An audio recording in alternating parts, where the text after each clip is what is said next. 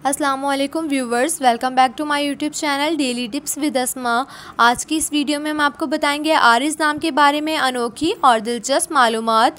आरिज़ नाम का शुमार लड़कों के नामों में होता है। आरिज़ एक इस्लामी नाम है। आरिज़ नाम की इब्तदाई तारीख़ अरबी ज़बान से निकलती है।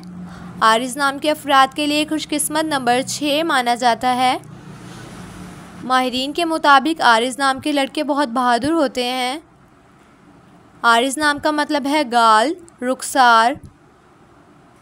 आरिज़ नाम के लड़कों के लिए खुशकिस्मत दिनों में एतवार और मंगल का दिन शामिल है।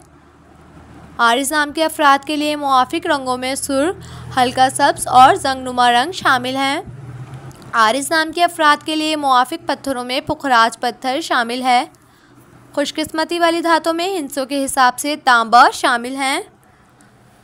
सो फ्रेंड्स, अगर आप अपने नाम का मतलब जानना चाहते हैं तो कमेंट बॉक्स में अपना नाम लिखें। इंशाअल्लाह हम आपके नाम की वीडियो ज़रूर बनाएंगे। Thanks for watching. अल्लाह हाफिज़।